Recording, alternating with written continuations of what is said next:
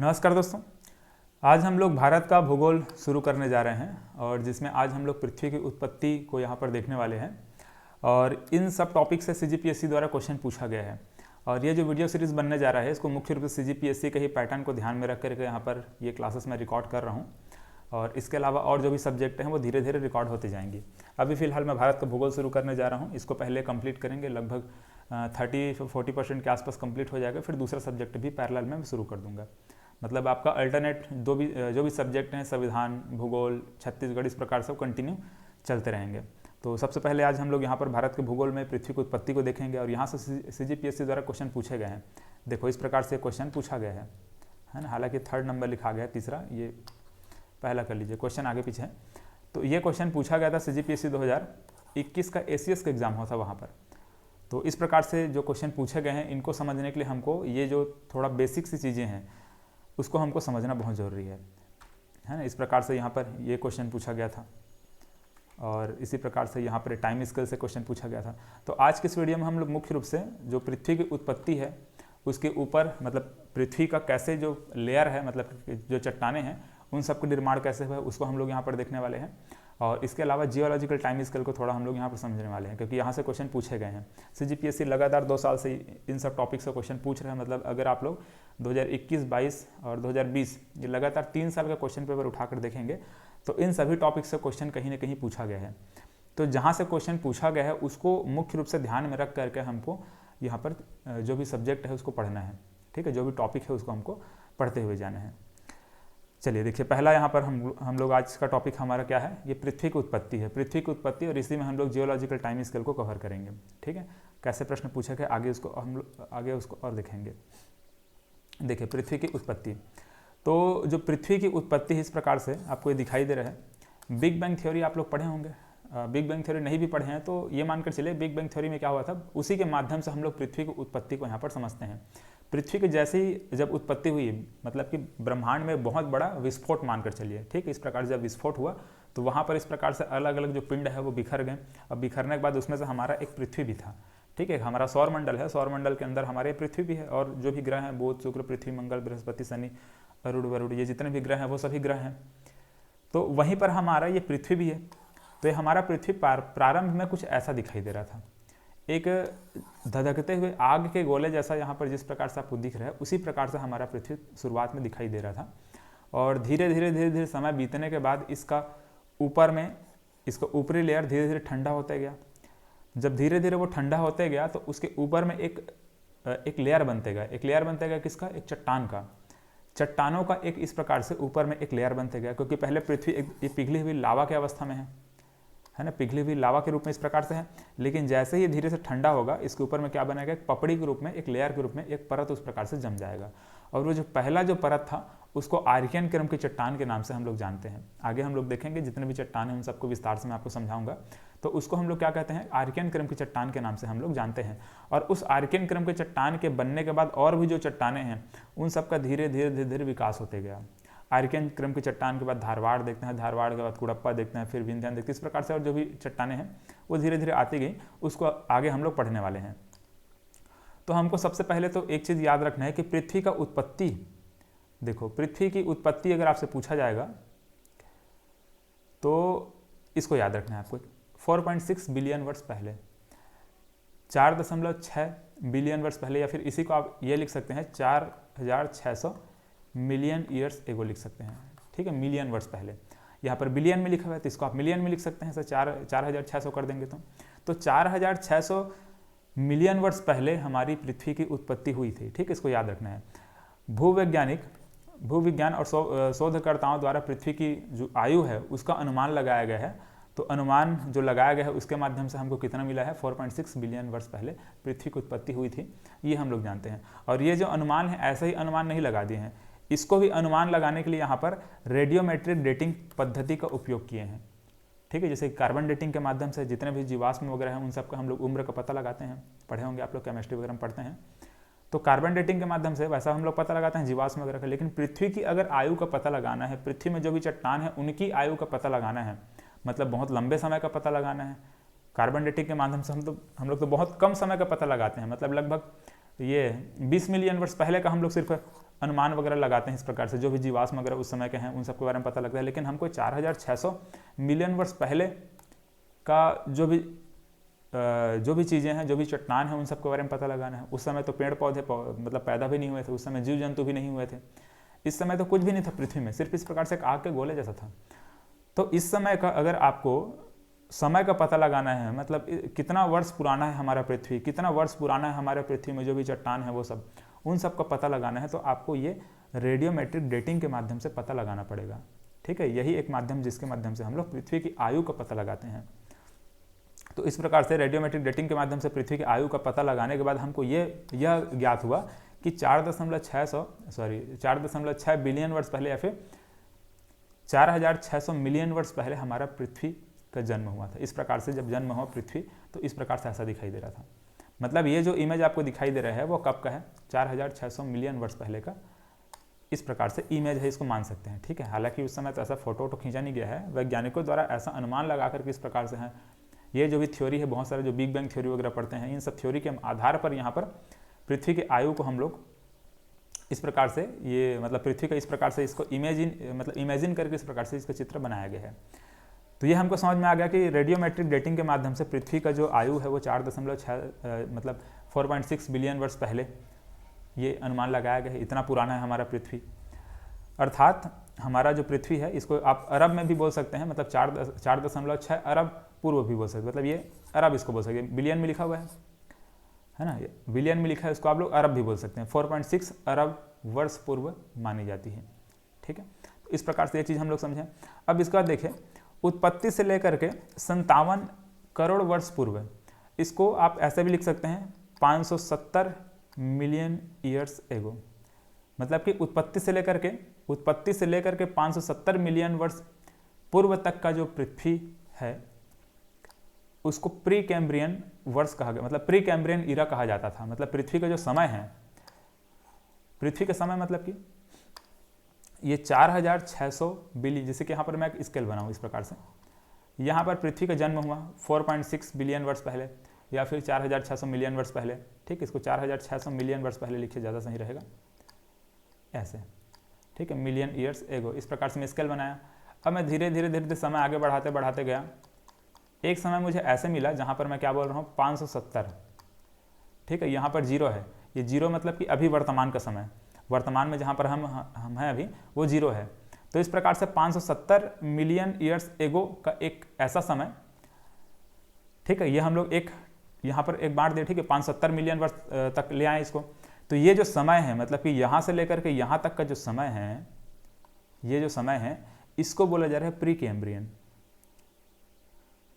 ठीक, ये क्या है, ये प्री कैम्ब्रियन है ये। ठीक है, ये क्या है, प्री कैम्ब्रियन है। और इसके बाद का इधर जो समय है इसको और अलग अलग नाम दिया गया है। और ध्यान में रखेंगे, इस प्री कैम्ब्रियन में कोई भी जीव जंतु पृथ्वी पर पैदा नहीं हुए थे, कोई भी पेड़ पौधे पृथ्वी पर नहीं थे। इस समय पृथ्वी एक शुरुआत में तो आग के गोले जैसा था, यहाँ पर आग के गोले जैसा धीरे धीरे आगे बढ़ते गया, तो धीरे धीरे पृथ्वी ठंडा हुआ, उसके ऊपर में पहला चट्टान बना, आर्कियन क्रम की चट्टान बना, फिर और छोटे छोटे जो जीव जंतु हैं यहाँ पर लास्ट में पहुँचते पहुँचते जो समुद्री जीव हैं, समुद्री छोटे छोटे जो शैवाल वगैरह टाइप के जो जीव हैं वो पैदा हुए हैं। फिर छोटे छोटे जीव जंतु, मछली वछली, ये सब पैदा होते होते इस प्रकार से मछली वगैरह जो आए हैं ये इधर बाद में आए हैं, मतलब कि 570 के बाद आए हैं। ठीक है, मछली और समुद्र में जो भी जीव जंतु है ना, बहुत सारी चीज़ें हैं जिसको हम लोग आगे यहाँ पर देखने वाले हैं। कुछ इस प्रकार से देखो, है ना, इस प्रकार से यहाँ से हम धीरे धीरे ऊपर बढ़ते जाते हैं, है ना, ऐसे ऊपर बढ़ते हुए जाते हैं। ये हम लोग अभी वर्तमान में जीरो है और ये 4.6 बिलियन वर्ष पहले है। ठीक है, 4.6 बिलियन ईयर्स एगो या फिर 4600 मिलियन वर्ष पहले। तो इस प्रकार से इसको आगे हम लोग देखने वाले हैं, बाकी इसको समझते हैं पहले। तो ये मैंने अभी आपको क्या समझाया कि पृथ्वी को उत्पत्ति हमको समझ में आ गया। और पृथ्वी को उत्पत्ति से लेकर के, ठीक है, मतलब 4600 मिलियन वर्ष पहले से लेकर के 570 मिलियन वर्ष पहले तक का जो समय है इसको प्री कैम्ब्रियन के नाम, मतलब प्री कैम्ब्रियन नाम दिया गया है। मतलब यहाँ से यहाँ तक का जो समय है उसको प्री कैम्ब्रियन ईरा बोला गया है। ठीक है, इसको ईरा बोलते हैं। तो प्री कैम्ब्रियन ईरा क्या है पूछा जाएगा, तो पृथ्वी की उत्पत्ति से लेकर के, मतलब 4600 मिलियन वर्ष पहले से लेकर के 570 तक का जो समय है, मतलब 570 मिलियन वर्ष पहले तक का जो समय है इसको हम लोग प्री कैम्ब्रियन नाम दिए हैं। ठीक है, अब ये जो प्री कैम्ब्रियन है इसको बोला जा रहा है कि पृथ्वी के इतिहास का 87.6% जो समय है वो प्री कैम्ब्रियन है, ये बोला जा रहा है। पृथ्वी के इतिहास का 87% जो समय, मतलब कि 87 मतलब 87.6 है, तो इसको आप 88 बोल सकते हैं, लगभग 88 के आसपास है। ठीक है, तो ये 88% जो समय है, ठीक है, लगभग 88% जो समय है वो पूरा प्री कैम्ब्रियन है। ठीक है, यहाँ से यहाँ तक का समय क्या है, प्री कैम्ब्रियन है, इसी को बोला जा रहा है। तो पृथ्वी के इतिहास का 87.6% समय प्री कैम्ब्रियन समय है। अब बाकी यहाँ पर बचा खुचा जो समय है वो यहाँ पर 12% आएगा, है ना। 570 से लेकर के 0 तक का जो समय है वो क्या कहेगा, कितना रहेगा, वो 12% रहेगा। ठीक है, तो इस प्रकार से ये चीज़ों को हम लोगों ने यहाँ पर समझा। मेरे ख्याल से समझ में आ गया होगा। आगे अब एक क्वेश्चन को देखते हैं, उसके बाद और भी अच्छे तरीके से आप लोग समझ जाएंगे। देखिए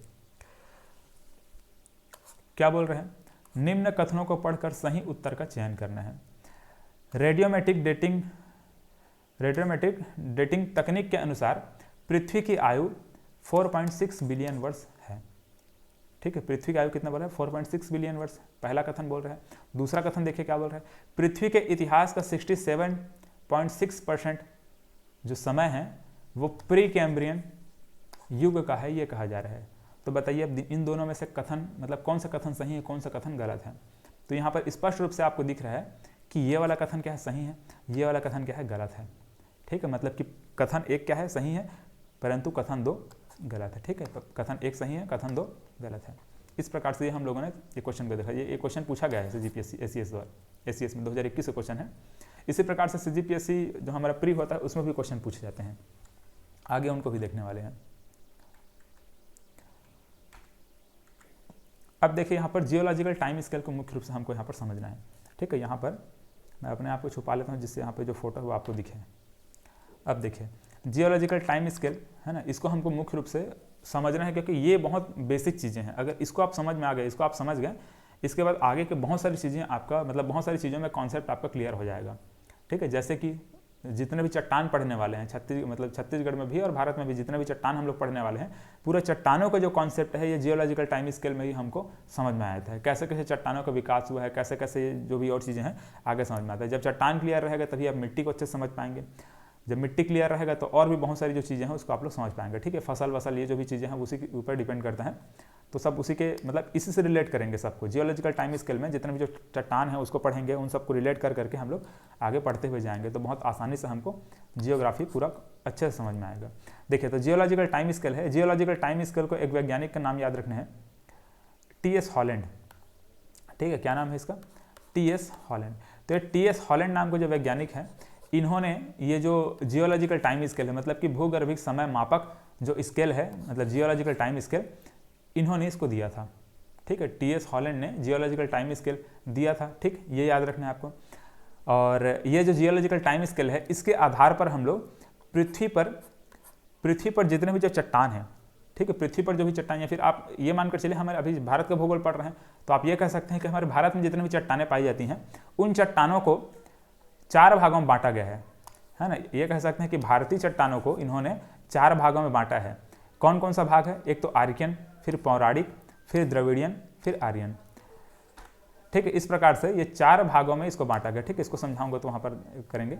देखो तो ये जो जियोलॉजिकल टाइम स्केल है, इसके आधार पर पृथ्वी की जो चट्टान है या फिर हमारा भारतीय जो चट्टान है, उन भारतीय चट्टानों को हम 4 भागों में बांट दिए हैं। कौन कौन सा, आर्यन, पौराणिक, द्रविडियन और आर्यन। तो इस प्रकार से 4 भागों में हमारे भारतीय चट्टानों को बांटा गया है। इन चारों नाम को याद रखेंगे, आगे क्वेश्चन भी आपको देखने को मिलेगा। इसका देखिए एक शब्द और याद रखिएगा, मैं बीच बीच में आर्यन बोला हूँ, है ना, आर्यन में बोला हूँ, आर्यन अभी और हम लोग आगे पढ़ेंगे, आर्यन क्रम की चट्टान पढ़ेंगे। तो ये जो आर्यन शब्द है बहुत इंपॉर्टेंट है, याद रखेंगे। ये जो आर्यन शब्द है, इस आर्यन शब्द का उपयोग सबसे पहले 1782 में JD डाना नाम के एक वैज्ञानिक थे, उन्होंने किया था। ठीक है, JD डाना ने 1782 में इस आर्यन शब्द का उपयोग पहली बार किया था। ठीक है, तो इस प्रकार से इन फैक्ट को याद रखेंगे। तो सबसे पहले हम लोगों ने क्या समझा कि जो जियोलॉजिकल टाइम स्केल है इसको दिया किसने था, TS हॉलैंड ने दिया था। ठीक है, जियोलॉजिकल टाइम स्केल किसने दे दिया, TS हॉलैंड ने दे दिया। इसी टाइम स्केल के आधार पर हम लोगों ने भारतीय चट्टानों को वर्गीकरण कर दिया, कितने भागों में बांट दिया, आर्यन, पौराणिक, द्रविडियन और आर्यन। ये 4 भागों में हम लोगों ने भारतीय चट्टान को बांट दिया। इसके बाद देखेंगे कि आर्यन जो शब्द है इसको किसने दिया था, JD डाना ने दिया था 1782 में। ठीक है, तो इतने फैक्ट को दिमाग में रखेंगे। अब देखो यहाँ पर जो जियोलॉजिकल टाइम स्केल ये लिखा हुआ है, ठीक है, जियोलॉजिकल टाइम स्केल, इसको समझने से पहले एक क्वेश्चन अभी देखिए यहाँ पे, इस क्वेश्चन को पढ़िए। क्या बोल रहा है, निम्न कथनों को पढ़कर सही विकल्प का चुनाव करें। ठीक है, ये भी सीजीपीएससी प्री 2021 में पूछा जा चुका है। आप लोग सीजीपीएससी के जब क्वेश्चन पेपर को देखेंगे तभी आपको ये समझ में आ पाएगा कि सीजीपीएससी कैसा कैसा क्वेश्चन पूछता है और कैसे कैसे हमको पढ़ाई करना है, मतलब किस पैटर्न को हमको फॉलो करना है। क्योंकि पढ़ने के लिए तो बहुत कुछ है, सब कुछ तो पढ़ नहीं पाएंगे, तो हमको उन्हीं चीज़ों पर ज़्यादा फोकस करना है जहाँ से सीजीपीएससी को क्वेश्चन पूछे जाने की संभावना ज़्यादा है।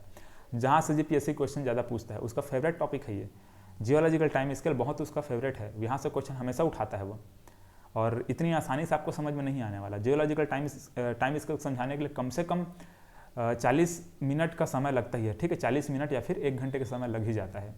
ठीक है, तो उसको हम लोग अभी देखने वाले हैं। तो देखिए यहाँ पर क्या बोल रहा है, निम्न कथनों को पढ़कर सही विकल्प का चुनाव करना है। तो यहाँ पर पहला कथन क्या बोल रहे हैं, जेडी डाना ने भारतीय उपमहाद्वीप के चट्टानों के भूगर्भिक इतिहास के लिए एक विशेष भूगर्भिक समय मापक तैयार किया। किसने किया बोल रहा है, जेडी डाना ने किया बोल रहा है। ठीक है, क्या जेडी डाना ने किया था, जेडी डाना ने नहीं किया था। ठीक है, क्या था वो, टीएस हॉलैंड था। ठीक है, टीएस हॉलैंड नाम का एक वैज्ञानिक था। देखिए यहाँ पे टीएस हॉलैंड ने भारतीय भूगर्भिक, ये जो समय मापक यंत्र है, मतलब कि समय मापक जो स्केल है, भूगर्भिक समय मापक मतलब कि जियोलॉजिकल टाइम स्केल, किसने दिया था, टीएस हॉलैंड ने दिया था। ठीक है, तो पहला कथन हमारे लिए क्या रहेगा, गलत रहेगा। ठीक है, पहला कथन क्या है, गलत है।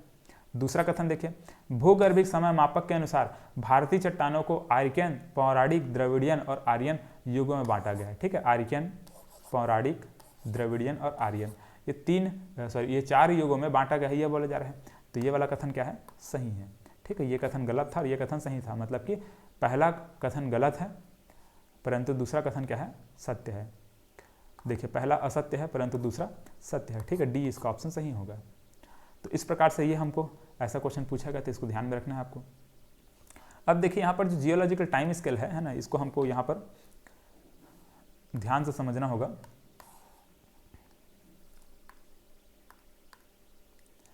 देखिए, इस जियोलॉजिकल टाइम स्केल को ध्यान से आप देखेंगे तो यहाँ पर पृथ्वी का उत्पत्ति दिखाया गया है ना। इसको एक दूसरे इमेज में और समझाऊंगा, वहाँ पर आपको और बेहतर तरीके से क्लियर होगा। इस जियोलॉजिकल टाइम स्केल में एक बार में जितने भी नाम है उसको मैं सरासर ऐसे सरसरी तौर पर पढ़ रहा हूँ, आप लोग इसमें कंफ्यूज नहीं होंगे। आगे मैं उसको विस्तार से समझाऊंगा तो आपको बेहतर तरीके से समझ में आएगा।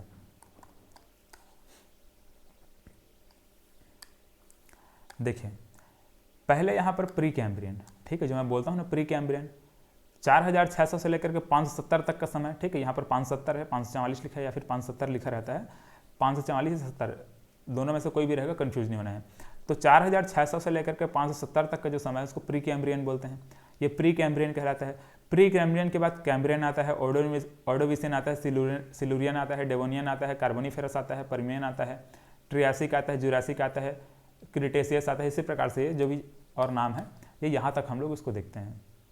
ठीक है, यहाँ पर ये दोनों को मिलाकर के टर्सरी बोलेंगे और लास्ट वाला क्वाटनरी आता है। तो ये जितने भी नाम हैं इन नाम को भी ध्यान में नहीं रखेंगे। अभी आपको मैं आगे याद करवाऊंगा, कैसे याद करना है उसको भी आपको समझाऊंगा मैं। ठीक है, यहाँ से क्वेश्चन पूछा भी गया है, 2 बार क्वेश्चन पूछा गया है सीजीपीएससी द्वारा। अभी 2021-22 में क्वेश्चन ये आया हुआ था, उसको मैं अभी देखेंगे। अब देखिए यहाँ पर आपको एक चीज़ ध्यान में रखना है, प्री कैम्ब्रियन जब समाप्त होने वाला था, प्री कैम्ब्रियन जब समाप्त होने वाला था मतलब कि जो पृथ्वी के इतिहास का हम लोग 88% समय देखे हैं ना।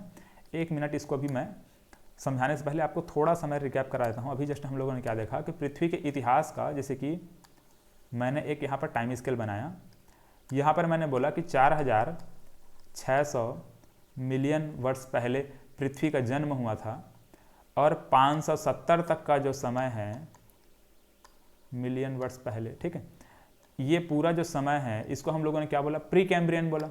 ठीक है, सो मैं क्या बोल रहा हूँ, प्री कैम्ब्रियन बोल रहा हूँ। ये प्री कैम्ब्रियन है। ये जो प्री कैम्ब्रियन समय है ये पूरे जियोलॉजिकल टाइम स्केल का, मतलब कि यहाँ से लेकर के यहाँ तक का जो समय हम लोग अभी देख रहे हैं ना, इसका कितना % है, 88% है। ठीक है, ये 88% है। मतलब कि पूरे पृथ्वी के इतिहास का, पृथ्वी का इतिहास मतलब कि ये 4600 से लेकर के 0 तक का जो समय है। ठीक है, यहाँ पर इस प्रकार से, तो 4600 मिलियन वर्ष पहले से लेकर के यहाँ पर 0 तक जो अपन टाइम स्केल अपन जो देख रहे हैं, इस टाइम स्केल में 88% समय किसका है, प्री कैम्ब्रियन का है। ठीक है, यहाँ से लेकर के यहाँ तक, ठीक है, ये पूरा प्री कैम्ब्रियन है। और इसके बाद यहाँ पर जो बचा कुछ समय है वो कितना परसेंट था, 12% था, ठीक है, ये 12% है इस प्रकार से। तो ये जो 12% समय है, ये 12% समय को ध्यान में रखेंगे। ये 12% समय कब शुरू हो रहा है, 570 के बाद शुरू हो रहा है, ठीक है, मतलब 570 से इधर, पहले इधर देखेंगे, नीचे देखेंगे तो 4600 तक का ये जो समय है प्री कैम्ब्रियन कहलाया। प्री कैम्ब्रियन जैसे ही समाप्त होता है, यहाँ पर कैम्ब्रियन आएगा, ऑर्डोविसियन आएगा, फिर सिल्यूरियन आएगा, ठीक है, फिर डेवोनियन आएगा। इस प्रकार से ये जो भी नाम है यहाँ पर, ये सभी आते जाएगा। तो यहाँ पर ध्यान में रखना है कि जो 570 का जो समय है, ये यहाँ पर बॉर्डर जैसा है, मतलब कि प्री कैम्ब्रियन और प्री कैम्ब्रियन के बाद इधर वाला जो समय है, इसके बीच में यहाँ पर 570 को विशेष करके आपको याद रखना होगा। यही 570 जब यहाँ पर हम लोग देखते हैं, जब 570 पहुँचने वाले जब रहते हैं, मतलब प्री कैम्ब्रियन का लास्ट समय जब चलते रहता है, ये जो अंतिम समय है ना, इसको ऐसे देखेंगे। प्री कैम्ब्रियन किस प्रकार से जो लास्ट का जो समय है, इसी लास्ट के समय में समुद्र में छोटे छोटे जो जीव जंतु है वो पैदा होना शुरू होते हैं, ठीक है। अच्छा, आप लोग ऐसा समझ सकते हैं, पहले तो पृथ्वी का आग का गोला था। आग का गोला धीरे धीरे जब ठंडा हुआ, ठंडा होने के बाद पृथ्वी के ऊपरी वायुमंडल में, अच्छा आपको ये भी आपको समझ में आना चाहिए, जैसे कि पृथ्वी जब ठंडा हुआ था, ठंडा होने के प्रोसेस में बहुत समय लगा है, मतलब कि वो जो ठंडा होने का जो समय है, बहुत लंबा समय अंतराल के बाद वो ठंडा हुआ है, और बहुत लंबे समय तक पृथ्वी में बारिश हुई है।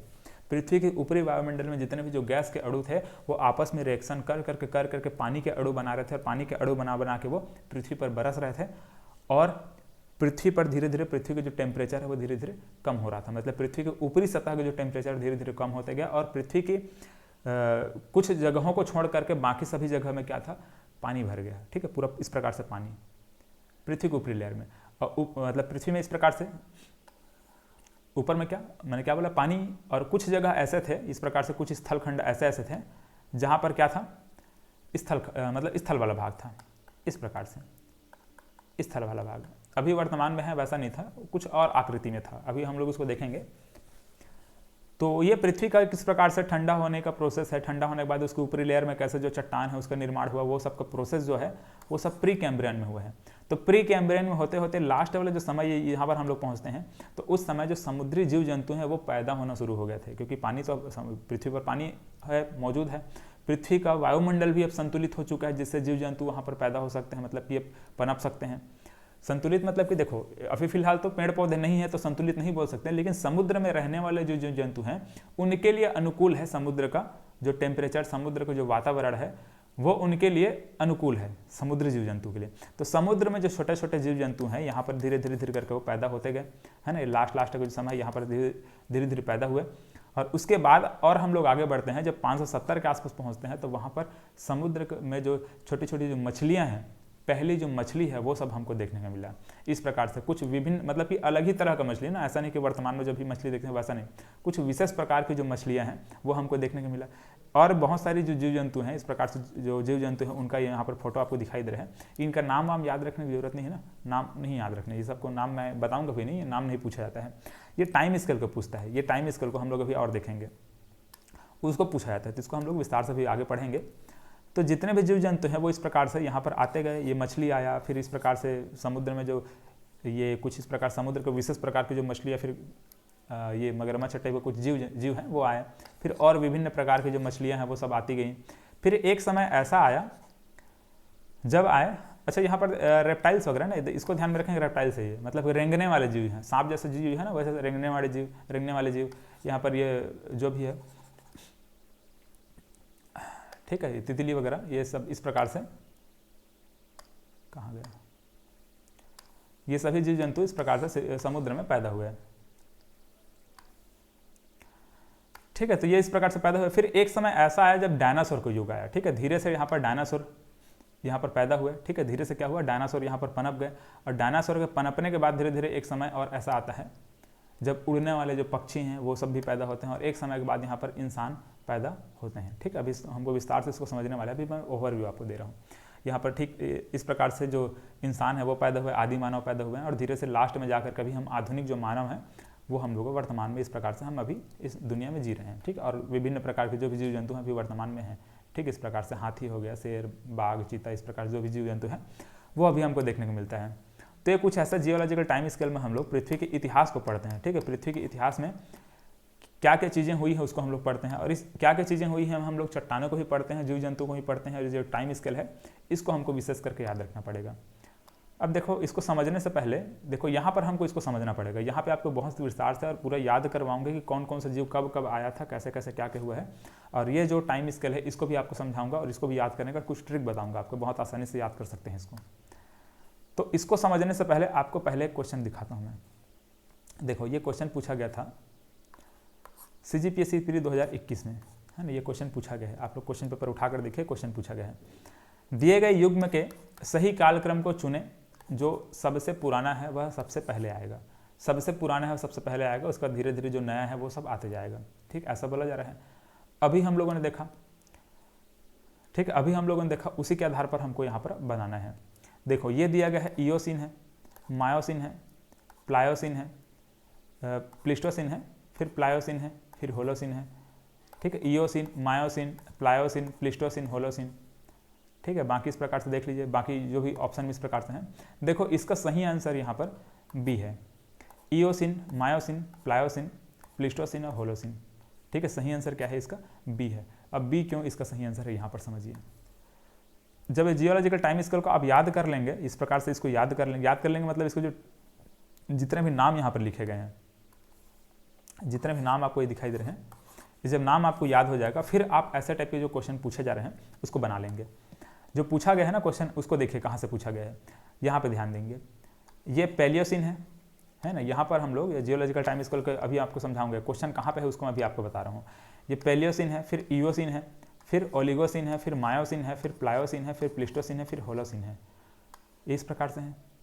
तो यही से क्वेश्चन हमको उठाकर पूछा गया। इयोसिन दिया है, मायोसिन दिया है, प्लायोसिन दिया है, प्लिस्टोसिन दिया है और होलोसिन दिया है, इस सब का नाम दिया गया है। तो यहाँ पर हमको इसका सही आंसर मिल गया। ठीक है, बी। ठीक है, इयोसिन है, मायोसिन है, प्लायोसिन है, प्लिस्टोसिन है, फिर होलोसिन है। इस प्रकार से है। अब देखिए, इसको हमको याद रखना पड़ेगा। ये जो जियोलॉजिकल टाइम स्केल है, इसमें मैंने आपको समझा दिया कि यहाँ से लेकर के यहाँ तक का जो समय है, ये जो समय है ना, या फिर मैं यहाँ पर लिख दूँ इसको इस प्रकार से, पृथ्वी की उत्पत्ति से लेकर के 570 तक का जो समय है, मतलब कि 4600 मिलियन वर्ष पहले से लेकर के 570 तक का जो समय है, इस समय को हम लोग कहते हैं प्री कैम्ब्रियन। समझा चुका हूँ, यहाँ से क्वेश्चन भी पूछा गया है, क्या बोलते हैं इसको? प्री कैम्ब्रियन बोलते हैं।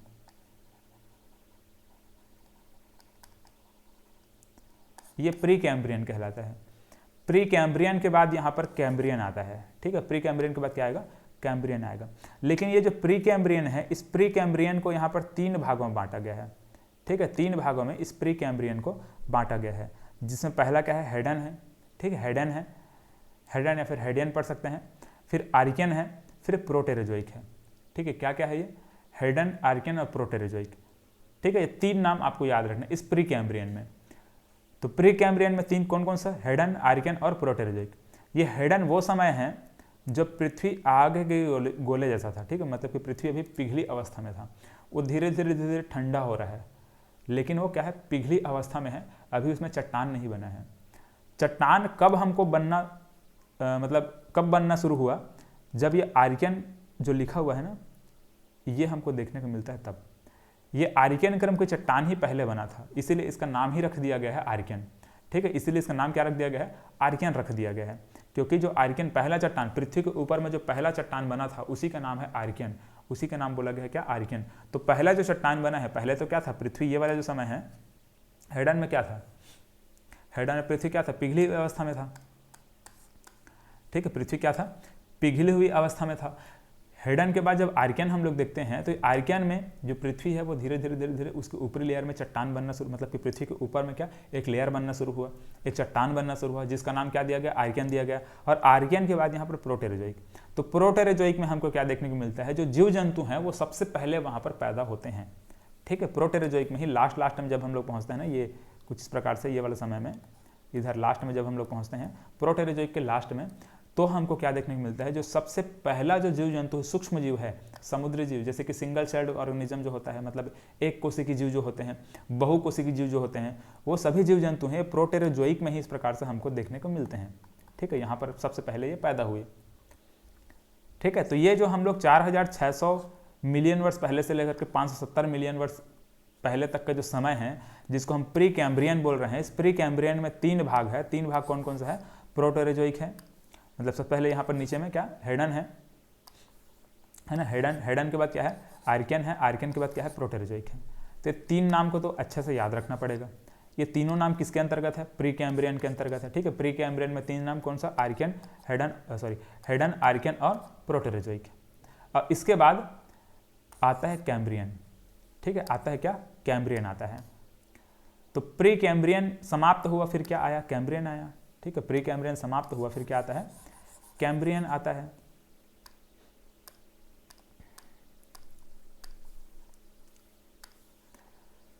कैम्ब्रियन आता है। लेकिन अब यहां पर एक चीज और याद रखेंगे, इस जियोलॉजिकल टाइम स्केल को आप लोग ध्यान से देखेंगे तो इसको देखिए, इरा को देखिए, है ना, जैसे कि मैं बोला हूँ बीच बीच में बोला हूँ प्री कैम्ब्रियन इरा में बोला हूँ, तो इसको हम लोग क्या बोलते हैं? प्री कैम्ब्रियन बोलते हैं। यहां से लेकर के यहां तक क्या बोलते हैं? प्री कैम्ब्रियन इरा बोलते हैं। प्री कैम्ब्रियन इरा।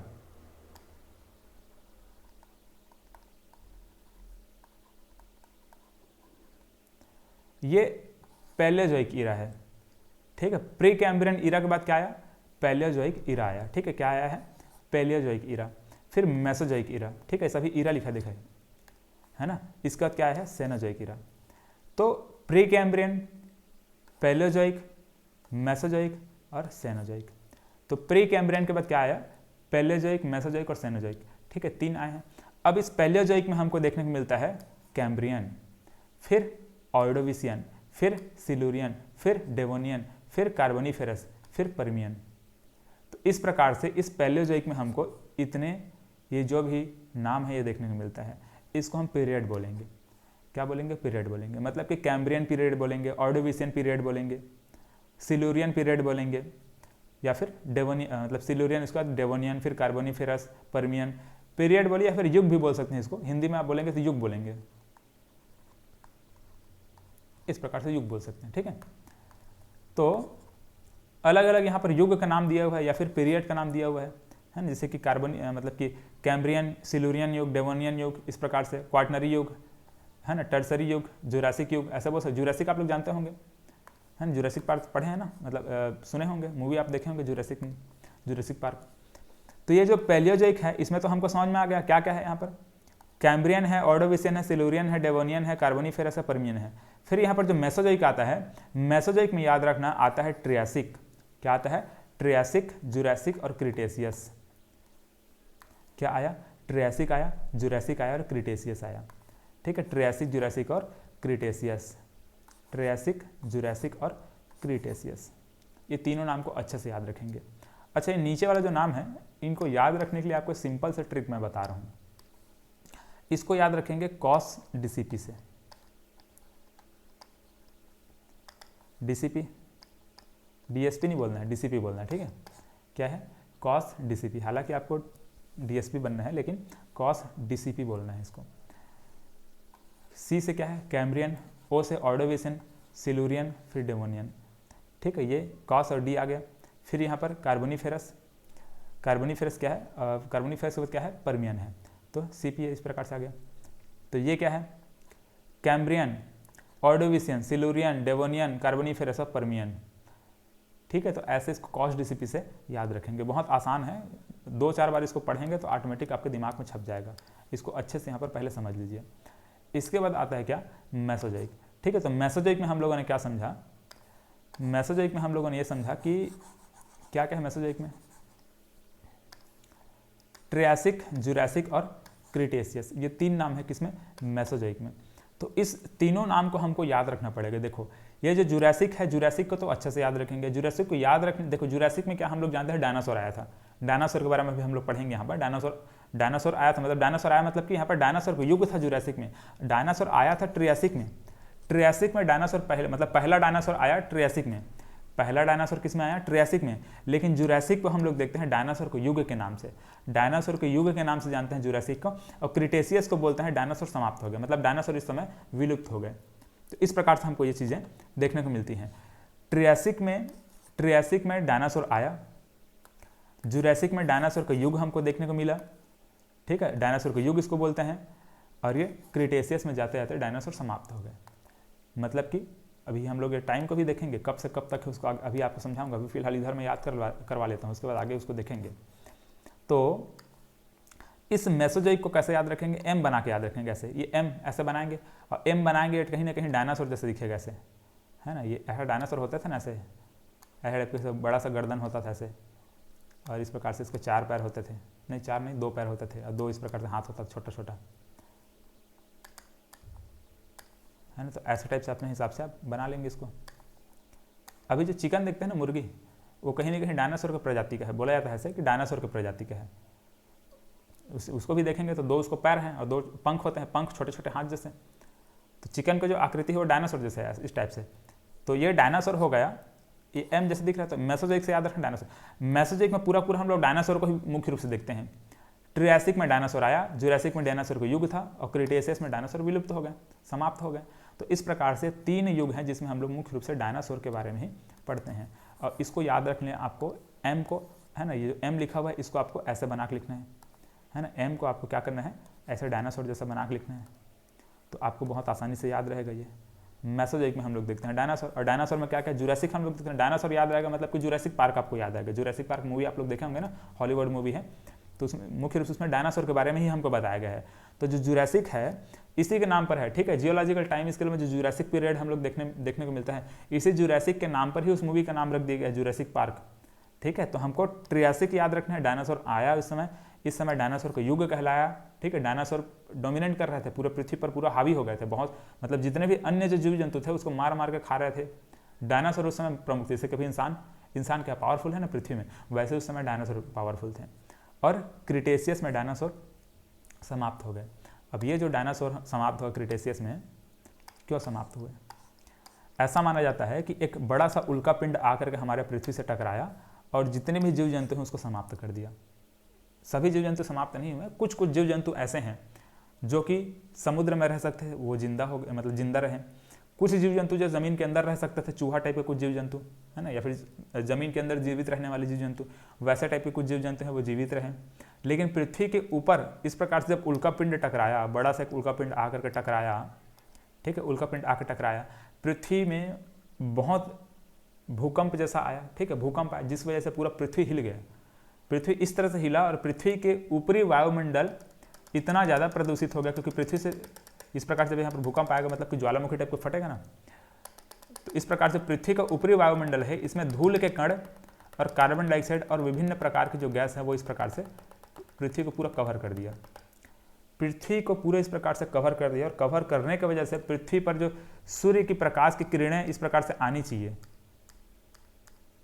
वो पृथ्वी पर नहीं पहुंच पाया, ठीक है, पृथ्वी पर नहीं पहुंच पाया। मतलब कि सूर्य की प्रकाश की किरणें जहाँ अभी कंटिन्यूस हमको मिल रहा है ना, जिसकी वजह से हम जो भी जीव जंतु है पृथ्वी पर वो जिंदा हैं, लेकिन सूर्य के प्रकाश की किरणें पृथ्वी तक नहीं पहुंचेगी, मतलब नहीं पहुंचेगा, उस कंडीशन में पृथ्वी पर जीव जंतु नहीं रह सकते, क्योंकि पेड़ पौधे उगेंगे ही नहीं और जीव जंतुओं को एनर्जी नहीं मिलेगा, मतलब कि खाने पीने के लिए कुछ सामान ही नहीं, मतलब कुछ भी चीज़ हमको नहीं मिल पाएगा, क्योंकि पेड़ पौधे ही क्या करते हैं, सूर्य के प्रकाश से अपना भोजन बनाते हैं, और पेड़ पौधों से ही जो उत्पाद हमको मिलता है उसको हम लोग खाते हैं, ठीक है। धान चावल जो भी आप लोग खाते हैं, है ना, चावल गेहूँ, ये सब चीज़ हम लोग क्या करते हैं, पेड़ पौधे जो भी हैं उनसे ही हमको प्राप्त हो रहे हैं, पादप से ही प्राप्त हो रहे हैं। जब सूर्य की किरणें नहीं, मतलब सूर्य के प्रकाश से पृथ्वी तक नहीं पहुंचेंगी तो कैसे कुछ पेड़ पौधे उग पाएंगे? तो पेड़ पौधे भी समाप्त हो गए, जीव जंतु भी समाप्त हो गए। जो बड़े बड़े जीव जंतु हैं, जो छोटे छोटे जीव जंतु, सूक्ष्म जीव जंतु जो जमीन में रह सकते हैं, या फिर जो बिल बना करके चूहा जैसे जीव जंतु हो रह सकते हैं, फिर जो समुद्र में रह सकते हैं, वैसे जीव जंतु बचे रहे। लेकिन ये क्रिटेशियस युग ऐसा है जिसमें डायनासोर समाप्त हो गए, इसके लिए याद रखना है आपको, ठीक है। क्रिटेशियस में डायनासोर समाप्त हो गए, ठीक है। इस प्रकार से ये हमको देखने को मिला।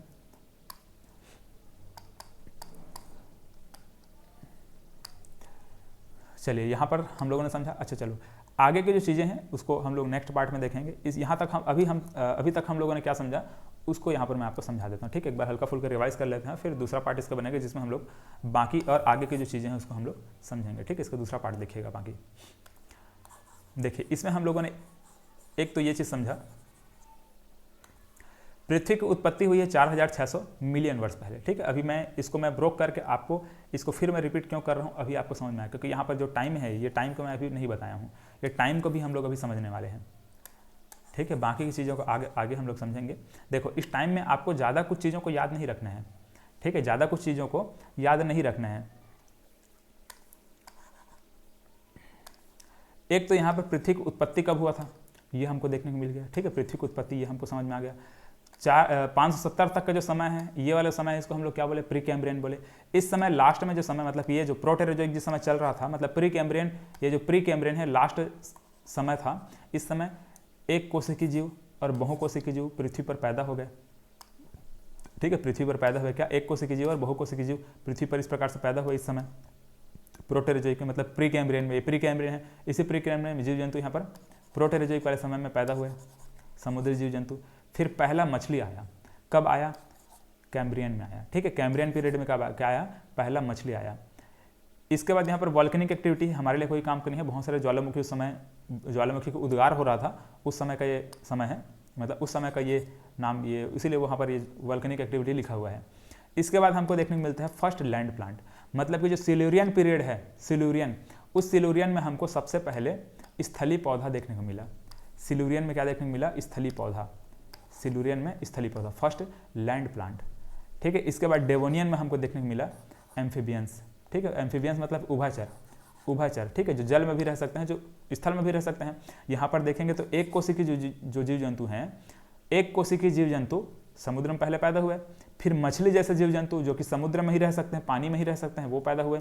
उसके बाद ऐसे ऐसे जीव जंतु पनपना शुरू हो गया, मतलब कि समुद्र में, जो कि स्थल में भी रह सकता है और जल में भी रह सकते हैं। कछुआ हो गया, मेढक हो गया, वैसे टाइप के जीव जंतु पनपना शुरू हो गया, उसी को बोला गया है एम्फीबियंस। तो एम्फीबियंस इस प्रकार से हमारे पृथ्वी में आए। उससे पहले यहाँ पर फर्स्ट लैंड प्लांट, मतलब कि स्थल में जो पौधे हैं वो इस प्रकार से हमको देखने को मिले। जैसे कि ये समुद्र है, इस प्रकार, मतलब कि समुद्र, जैसे कि इस प्रकार से समुद्र है और ये स्थल वाला भाग है। ठीक है, इधर ये समुद्र है, तो समुद्र से जीव जंतु धीरे धीरे, जैसे कि कछुआ हो गया, मेढक हो गया, वो सब निकल के कहाँ है, इस प्रकार से ये जो स्थल वाले भाग है वहाँ पर आए। ठीक है, इसी को बोला है फर्स्ट एम्फीबियंस। तो एम्फीबियंस इस प्रकार से हमको, मतलब कि जितने भी जो जीव जंतु हैं, जो उभयचर जो जीव जंतु, इसको उभयचर बोलेंगे। ठीक है, उभयचर इस प्रकार से हमको जल और स्थल दोनों में भी देखने को मिले।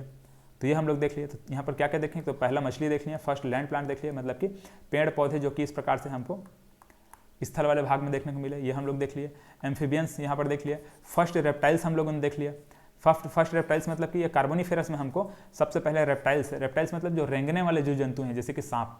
ठीक है, सांप जैसे कुछ जीव जंतु रेंगने वाले हो गए, या फिर मगरमच्छ टाइप के कुछ जीव जंतु हो गए जो कि रेंगते हैं, वैसे जीव जंतु हमको ये कार्बोनिफेरस में देखने को मिला। ठीक है, वैसे जीव जंतु ये कार्बोनिफेरस युग में आ गए। ठीक है, पैदा हुए या फिर आ गए। ठीक है, तो ये first land plant, amphibians, reptiles, उभयचर का युग कहलाया। एम्फीबियंस यहाँ पर पैदा हुए थे, मतलब जीव जंतु यहाँ पर जो उभयचर हैं वो इस प्रकार से यहाँ पर पैदा हुए थे डेवोनियन में। लेकिन ये जो समय है कार्बोनिफेरस में हमको, है ना, कार्बोनिफेरस इस समय उभयचर का युग कहलाया। जैसे कि डायनासोर का युग यहाँ पर हम लोग देखते हैं ना, बाद में आएगा डायनासोर का युग, अभी मानव का युग है, इंसानों का युग है। इसी प्रकार से यहाँ पर उभयचर का युग था। उभयचर का युग मतलब कि कुछ जीव जंतु ऐसे थे पृथ्वी पर जो कि उभयचर, मतलब कि जैसे मेढक हो गया, कछुआ हो गया, वैसे टाइप के जीव जंतु पूरे पृथ्वी पर हम हर जगह देखने को मिल रहे थे। उस समय डायनासोर नहीं आए थे, उस समय डायनासोर नहीं आए हुए थे। डायनासोर तो ट्रियासिक में आए हैं। तो उस समय इस टाइप के जीव जंतु बहुत ज़्यादा थे पृथ्वी पर, हर जगह पर देखने को मिल जाता आपको मेढक, कछुआ टाइप के जो भी जीव जंतु हैं वो। ठीक है, बाकी यहाँ पर आपको ये देखने को मिलेगा मेढक और कछुआ। यहाँ पे देखो, ये मेढक और कछुआ यहाँ पर क्यों देखने को मिला, क्योंकि ये मेढक और कछुआ वास्तव में यहाँ पर आ रहा है, लेकिन उसके ही प्रजाति के कुछ ऐसे जीव जंतु जिसको हम एम्फीबियंस बोल रहे हैं। ठीक है, मेढक और कछुआ की कुछ प्रजाति ऐसे जो कि इनको क्या बोल रहे हैं, उभयचर बोल रहे हैं। वास्तव में अभी जो हम लोग मेढक कछुआ देखते हैं वो यहाँ पर आए हैं। मेढक कछुआ जैसे ही जो प्रजाति है जिसको हम उभयचर बोल रहे हैं, एम्फीबियंस बोल रहे हैं, वो इस समय हमको देखने को मिले। ठीक है, ये डेवोनियन में पहला जो उभयचर है ये समय आया, ये उभयचर का युग कहलाया। फिर अभी वर्तमान में जो देखते हैं मेढक कछुआ, उस टाइप के जीव जंतु इस प्रकार से आगे चल करके विकास हुआ। पहले जो मेढक कछुआ, पहले जो मछली, पहले जो भी जीव जंतु थे, उनकी प्रकृति मतलब कि वो अलग ही प्रकार के थे। ठीक है, वर्तमान में जो देखते हैं वो वर्तमान की चीज़ें अलग है। चलो, तो ये उभयचर हम लोग देख लिया, रेप्टाइल्स देख लिया। एल्गनी ओरिजिन ये हमारे लिए कोई काम का नहीं है, ये नॉर्थ अमेरिका साइड कुछ पहाड़ी जिनका वहाँ पर विकास हुआ था उसके बारे में बात किया जा रहा है। अब हमको यहाँ पर याद क्या रखना है, ये ट्रियासिक से लेकर के यहाँ पर क्रिटेशियस तक का समय को, ट्रियासिक से लेकर क्रिटेशियस तक का समय है। इस समय डायनासोर आया, ठीक है, इस समय पहला डायनासोर आया। इसी समय वर्तमान में जो हम लोग मेढक कछुआ देखते हैं उस टाइप के जीव जंतु हमको देखने को मिले, ये सभी जीव जंतु। हालांकि ये पैदा उभयचर जो है वो पहले ही पैदा हो चुके हैं, यहाँ पर कार्बोनिफेरस के समय, यहाँ पर डेवोनियन के समय ही पैदा हो चुके हैं, लेकिन यहाँ पर जो मेढक कछुआ टाइप के जीव जंतु हमको अब ये देखने को यहाँ पर मिला। तो ये डायनासोर का युग ये आया कब, ट्रियासिक में। ट्रियासिक के बाद जुरासिक, जुरासिक में डायनासोर का युग कहलाया, ठीक है, डायनासोर इस समय पैदा हुआ था, इस समय डायनासोर का युग कहलाया है, ये डायनासोर का युग कहलाया। अब डायनासोर का युग कहलाया और यहाँ तक पहुँचते पहुँचते डायनासोर समाप्त हो गए। अब इस टाइम को आपको याद रखना है, ये आपका एमपीपीएससी या कोई एसएससी के एग्जाम में, एमपीपीएससी जहाँ तक मुझे याद आ रहा है, पूछा गया था कि डायनासोर का युग कब से कब तक का है, डायनासोर का युग कब से कब तक का युग को डायनासोर का युग कहते हैं। तो ये 208 से लेकर के 144 मिलियन वर्ष पहले का जो समय है, या फिर 144 से लेकर के 208 मिलियन वर्ष पहले तक का जो समय है, उसको हम लोग डायनासोर को युग कहते हैं, ठीक है, इसको याद रखेंगे। या फिर आप इसको चाहें तो करोड़ों में भी लिख सकते हैं, है ना, 14.4 से लेकर के 20.8 इस प्रकार से लिख सकते हैं, है ना, 20.8 लिख सकते हैं, इसको करोड़ में लिख सकते हैं, ठीक है, करोड़ है ये। तो 14 से लेकर के 20 करोड़ वर्ष पूर्व डायनासोर का युग था, इसको याद रखेंगे, ठीक है। 14 से लेकर के 20 करोड़ वर्ष पूर्व का जो समय है वो डायनासोर का युग था, इस प्रकार से क्वेश्चन पूछा गया था। या फिर इसको 20 से लेकर के 14 ऐसा भी रहेगा तो उसमें कंफ्यूज नहीं हो आपको, 14 से 20 बस याद रखना है आपको। करोड़ में बोलेंगे तो इस प्रकार से इसको ऐसा हम लिखेंगे, है ना, पॉइंट लगा देंगे एक, और इसको अगर हम मिलियन वर्ष में लिख रहे हैं, मिलियन ईयर्स एगो में अगर लिख रहे हैं तो हमको ऐसे ही लिखना पड़ेगा, ठीक है, मिलियन में है ये 200, मतलब ये 245, सॉरी 20 से लेकर के 14,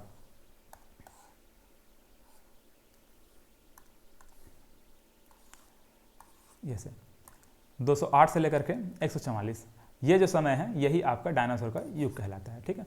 चलिए, आज से क्लास फिलहाल मेरे लिए भी ज़्यादा हो जा रहा है, तो ज़्यादा कुछ इसमें और आगे हम कंटिन्यू नहीं करेंगे, अगले क्लास में फिर से विस्तार से आपको समझाऊंगा, ठीक है। एक क्लास ज़्यादा लंबा समय तक ले पाना भी पॉसिबल नहीं रहता, ठीक है। चलिए, मेरे ख्याल से 40 मिनट का तो वीडियो बन चुका होगा, एक बार देख लेते हैं कि कितने मिनट का हो चुका है, 50 मिनट हो चुका है, ठीक है, इतना काफ़ी आज के लिए। मिलते हैं अगले क्लास में, बाकी चीज़ें जो बची हुई है उसको अगली क्लास में हम लोग देखेंगे। धन्यवाद।